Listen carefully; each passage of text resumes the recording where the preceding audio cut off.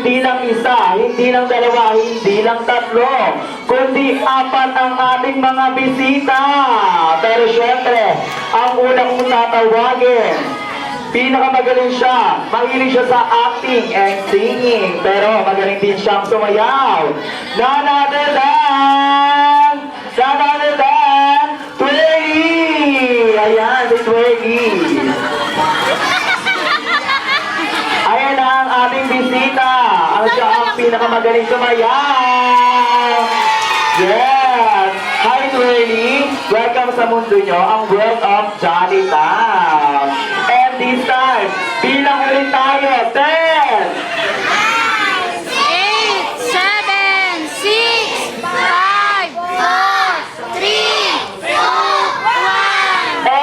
1. Pinakikilala ko din sa inyo, mahilig siya sa mga gadget.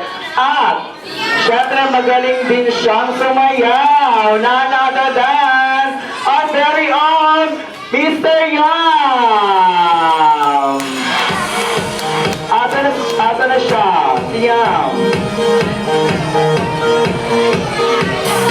Ayan na. Yay! Palakpakan naman natin si Yam.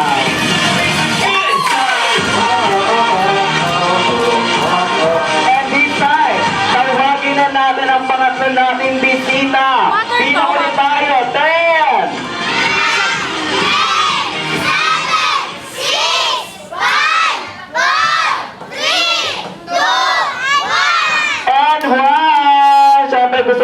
Gusto ko ding makilala nyo. Siya ang pinakamagaling na cheerleader sa Jolly Town. Siyempre, none other than Happy! Nasa na si Happy? Ayan! Wow! Hi, Happy! Hi, Happy! Ayan! Ganda ni Happy ko. Cheerleader! Wow! Hi, Happy! Welcome to the world of Jolly Town sa mundo nyo. And of course, hindi siya magpakauli ang ating huling bisita. Siyempre, meron siyang dalawang malaking mata at magaling siyang sumayaw. Our very own, ang best na lang lahat, Jollibee! Palakpakan natin si Jollibee! Yes! Jollibee! Ayan! Siyempre, welcome to the world of Jolly Town. And of course, Jollibee, Twiggy, Yam, and Happy, pinapakilala ko sa inyo ang ating birthday celebrant na si GP.